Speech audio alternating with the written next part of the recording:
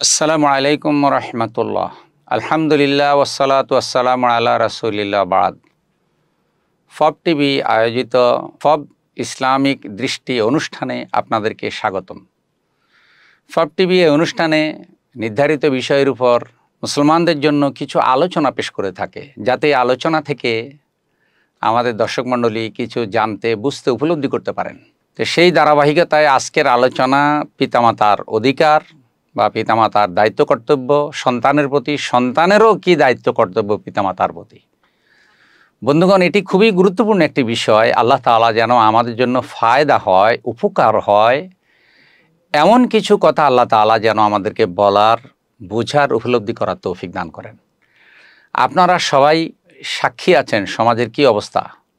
সন্তানের হাতে পিতামাতা খুন হচ্ছে, সম্পত্তির কারণে পিতামাতাকে সন্তান আঘাত করছে, জবাই করে দিচ্ছে। আবার যে কলিজার টুকরা সন্তান পিতামাতা লালন করেছে, সেই সন্তানকে পিতামাতাও জবাই করে দিচ্ছে, এমন ঘটনাও ঘটছে। বাচ্চাকে বিক্রয় করে দিচ্ছে, বিক্রয় করে টাকা নিয়ে আসছে। ধীরে ধীরে আমাদের সমাজটা কেন জানি অধঃপতনের দিকে যাচ্ছে বলে মনে হয়। আল্লাহ রাব্বুল আলামিন বলেছেন, লাকাদ খালাকনাল ইনসানা ফি আহসানি তাকওয়িম। মানুষকে উত্তম কাঠামোতে আমি সৃষ্টি করেছি। আল্লাহর সৃষ্টির মধ্যে মানুষ হইল শ্রেষ্ঠ, আল্লাহর বড় আদরের সৃষ্টি। মানুষকে মর্যাদাবান করেছেন আল্লাহ, পুরা সৃষ্টির মধ্যে মর্যাদা দিয়েছেন। কিন্তু সেই মানুষের অবস্থা কি হয়? সুম্মা রাদাদনাহু আসফালা সাফিলিন। মানুষ নিচে নামতে নামতে একেবারে সৃষ্টির অধম হয়ে যায়, সৃষ্টির অধম হয়ে যায়। তাই মনুষ্যত্ববোধ জেগে উঠুক, পাশবিক চরিত্র ধ্বংস হয়ে যাক, আল্লাহর কাছে এই প্রত্যাশা করি। বন্ধুগণ, মা বাবা, গর্ভধারণকারিণী মা, জন্মদাতা বাবা, সন্তানের জন্য মা বাবাই হলো জান্নাত, মা বাবাই হলো জাহান্নাম। আমি মুসলমানদের কথা বলছি, আমি ঈমানদারদের কথা বলছি। মা বাবাই তার জান্নাত, মা বাবাই তার জাহান্নাম। তার মানে যে মা বাবার সাথে ভালো ব্যবহার করলো, ইহসান করলো, খেদমত করলো, হক আদায় করলো, এমন ব্যবহার করলো না যে তার ব্যবহারে মা বাবা শব্দ উচ্চারণ করে, এমনটা সে করলো না। তো এই ধরনের উত্তম আচার আচরণ যে তার মা বাবার সাথে করলো, সে তো মা বাবার সাথে করলো না, সে যেন জান্নাত কামাই করে নিলে ভালো ব্যবহারের মাধ্যমে। সুবহানাল্লাহ। আর যে মা বাবার সাথে দুর্ব্যবহার করলো, কষ্ট দিল, মা বাবাকে পেরেশান করলো, মা বাবাকে তার হক থেকে বঞ্চিত করলো, সে নামাজ রোজা যাই করুক না কেন, তার জাহান্নাম ছাড়া কোনো উপায় নাই। এই জন্যেই মা বাবাই জান্নাত, মা বাবাই জাহান্নাম। এর থেকে মজবুত কথা মা বাবার হকের ব্যাপারে আর কি হতে পারে? বন্ধুগণ, রাসূল সাল্লাল্লাহু আলাইহি সাল্লাম বিভিন্ন হাদিসে মা বাবার কথা বলেছেন, অধিকারের কথা। আর আল্লাহও কোরআনুল কারীমে বিস্তারিত বলেছেন, কিন্তু বাদ রাখেন নাই। পৃথিবীতে একটি মাত্র পাপ, যেই পাপের শাস্তি মানুষ মরার আগেই পায়। নামাজ পড়লেন না, রোজা রাখলেন না, হজ করলেন না, যাকাত দিলেন না, এইটা যেমন একটা বড় পাপ। এইটা না করলে আপনি জাহান্নামে যাবেন। কিন্তু এই পাপগুলোর শাস্তি মরার পরে মানুষ পাবে, হিসাব নিকাশের পরে। একটা মাত্র পাপ, মা বাবার নাফরমানি করা, যেটা অনেক সময় মৃত্যুর আগেই সন্তান পৃথিবীতে পেয়ে যায়, পাওয়া শুরু করে দেয়। মনে রাখবেন হে সন্তানেরা, আপনার মা বাবা যদি কাফেরও হয়, আপনি যদি ঈমানদার হন, তাহলে ঈমানদার সন্তানের উপরে ফরজ, কর্তব্য তার কাফের মা বাবার ভরণ পোষণের ব্যবস্থা করা। এটা তার কর্তব্য। এখন আল্লাহ তাআলার বাণীটার দিকে একটু লক্ষ্য করেন। ইম্মা ইয়াবলুগান্না ইনদাকাল কিবারা আহাদুহুমা আও কিলাহুমা ফালা তাকুল লাহুমা উফফিন ওয়ালা তানহারহুমা ওয়া কুল লাহুমা কাওলান কারীমা। যদি তারা দুইজন অথবা দুইজনের একজন তোমাদের সামনে বৃদ্ধ হয়ে যায়, অসুস্থ হয়ে যায়, অক্ষম হয়ে যায়, একটা হলো বার্ধক্যজনিত কারণে অক্ষম হয়ে গেছে, এখন আর কিছু করতে পারে না, এটা একটা অক্ষমতা। আর একটা হলো বয়স হয় নাই, অ্যাক্সিডেন্ট বা কোনো মারাত্মক অসুস্থতার কারণে অক্ষম হয়ে গেছে, এখন আর মা বাবা কামাই রুজি করতে পারে না। তুমি সক্ষম আছো, তুমি ভালো আছো, লা তানহারহুমা, মা বাবাকে ধমক দিবা না ওই অবস্থায়, কারণ অসহায় তারা। এমন ব্যবহার করো না যে তারা শব্দ উচ্চারণ করে, হায় হায় ছেলে আমারে কষ্ট দিল, এটা যেন না বলে। অকল্লাহুমা কাওলান কারীমা, মিষ্টি সুরে কথা বলো, মধুর সুরে কথা বলো। আর দোয়া করো, আল্লাহ দোয়া শিখিয়ে দিচ্ছেন। ওয়াকুর রব্বিরহামহুমা কামা রব্বায়ানি সগীরা, আল্লাহ ইরহামহুমা, আমার মা বাবার প্রতি দয়া করুন, কামা রব্বায়ানি সগীরা, ছোট বয়সে মা বাবা আমার যেভাবে স্নেহের পরশে, ভালোবাসার পরশে, মহব্বত দিয়ে আমাকে প্রতিপালন করেছে, আমার মা বাবাকে আল্লাহ আপনি সেভাবে প্রতিপালন করুন, রহমতের কোলে প্রতিপালন করুন। এগুলো দোয়া করা। অসুস্থ হলে পিতামাতাকে ডাক্তার দেখানো, ঈদ উপলক্ষে বা এমনিতে যতটুকু সম্ভব কাপড় চোপড় কিনে দেওয়া, চিকিৎসার ব্যবস্থা করা। আর যদি কোনো মা বাবা অক্ষম হয়ে যায়, বিছানায় পড়ে যায়, তাদের এই খেদমতটুকু করা মৃত্যু পর্যন্ত। পারলে নিজে করা, না পারলে লোক দিয়ে করানো, স্ত্রীকে সেভাবে বুঝে রেডি করা, তাদের দিয়ে করানো।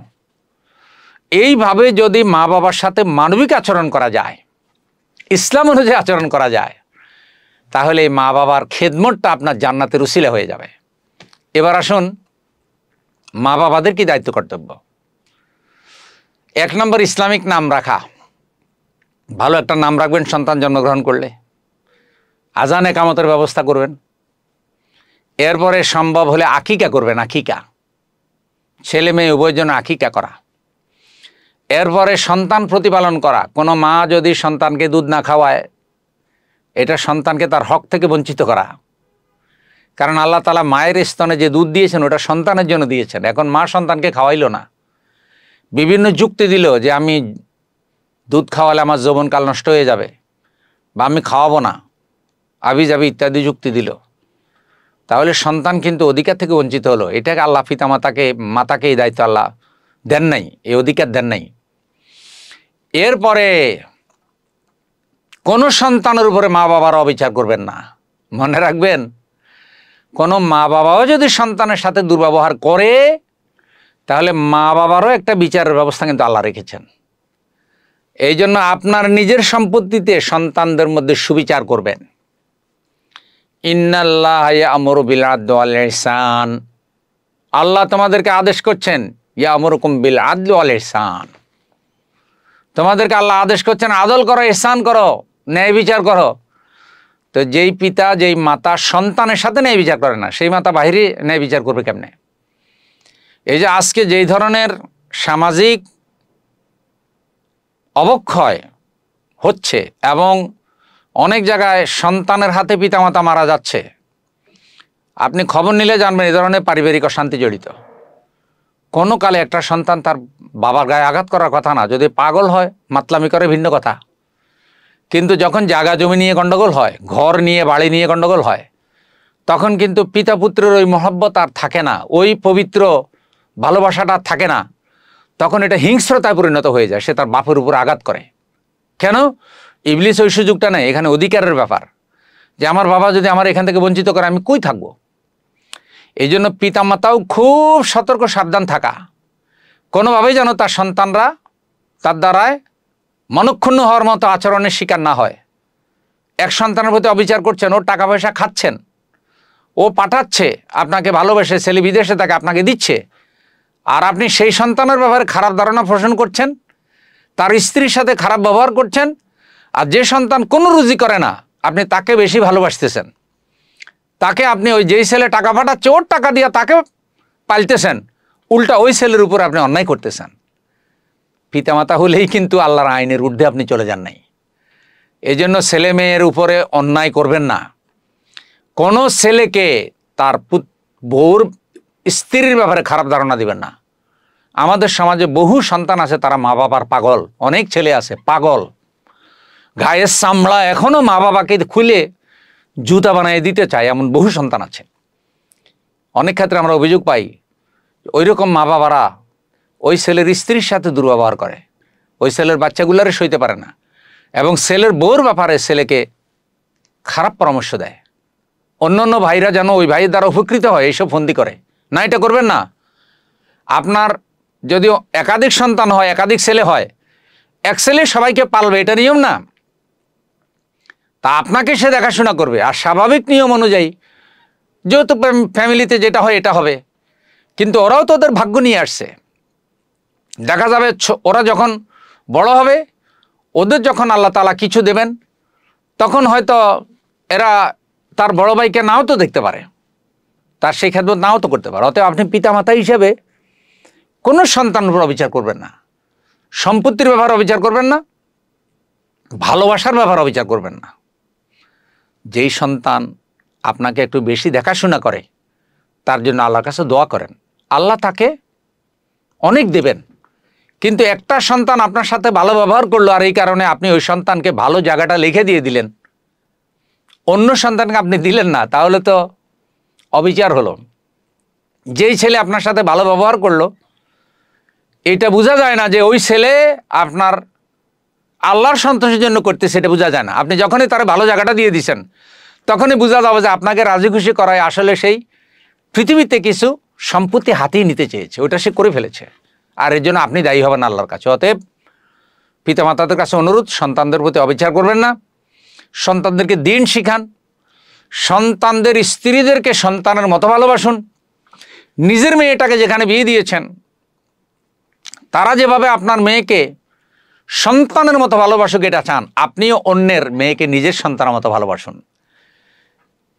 মেয়ের জামাইকে যেভাবে আদর যত্ন করেন নিজের ছেলেকে সেভাবে আদর যত্ন করুন। আত্মীয় স্বজনের সাথে সেই মহব্বতটা বজায় রাখুন। আর সম্পত্তি বন্টনের বেলায় ন্যায় নীতি ইনসাফ করুন। মনে রাখবেন, আপনি দুনিয়া থেকে চলে গেলে নেক সন্তান, ভালো সন্তান যদি পৃথিবীতে রেখে যেতে পারেন, তাহলে হাদিস এসেছে ইজা মাতাল ইনসান, মানুষ যখন মরে যায়, ইনকাতা আনহু আমালুহু ইল্লা মিন সালাস, মানুষের সব আমল বন্ধ হয়ে যায়, কিন্তু তিনটি আমল বাকি থাকে। এর মধ্যে একটি হলো সন্তান যদি রেখে যান, এই সন্তান যত নেক আমল করবে, যত দোয়া করবে, আল্লাহ কিন্তু আপনার কবরে সব পৌঁছাই দিবে। কিছু সদকায়ে জারিয়ার কাজ করে যান, পোল, ব্রিজ, কালভার্ট, মসজিদ, মাদ্রাসা, হাসপাতাল, বিশ্রামখানা, মুসাফিরখানা ইত্যাদি অনেক ভালো কাজ আছে, এগুলো করে গেলেন। আপনার মরার পরে এই ভালো কাজগুলি যারাই জারি রাখবে এটার একটা সব আল্লাহ তাআলা আপনার আমল নামায় পৌঁছাই দেবে। ঋণগ্রস্তের ঋণ আদায় করে দেন, অযথা কাউকে ঠকাবেন না। কারো থেকে ঋণ নিলে সেই ঋণ আদায় করে দেবেন।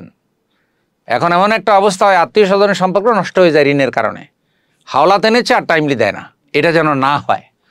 আপনার সন্তানদেরকে আদর্শ সন্তান বানান। আপনার মা বাবা আদর্শ মা বাবা হোক, আদর্শ মা বাবা আদর্শ সন্তান মিলে একটি জান্নাতি পরিবার তৈরি হোক, যেই পরিবারে মা বাবা মাথার মুকুটের মতো মর্যাদাবান হবে, সন্তানগুলো হবে কলিজার টুকরা, সন্তানের স্ত্রীরা হবে কলিজার টুকরা। অল্প সম্পদ হলেও আল্লাহ তাআলা ওই সমাজে বরকত দেবেন, কুলের ঘরে থাকলেও আল্লাহ শান্তি দেবেন। আর যদি অবিচার হয় তাহলে এই যে অস্থিরতা, সন্তানের হাতে মা খুন, মায়ের হাতে সন্তান খুন, সন্তানের হাতে বাবা খুন, বাবার হাতে সন্তান খুন, এগুলো চলতেই থাকবে। এই অবস্থা চলতে দেওয়া যায় না। তাই আসুন সম্মানিত মা বাবারা এবং সম্মানিত সন্তানেরা প্রত্যেকের দায়িত্ব কর্তব্য পালন করি। আল্লাহ আমাদেরকে ন্যায় নীতি ইনসাফে পরিপূর্ণ একটি পরিবার সমাজ দান করুন। আমিন। ওয়াসসালামু আলাইকুম ওয়া রাহমাতুল্লাহ ওয়া আখিরু দাওয়ানা আলহামদুলিল্লাহি রাব্বিল আলামিন।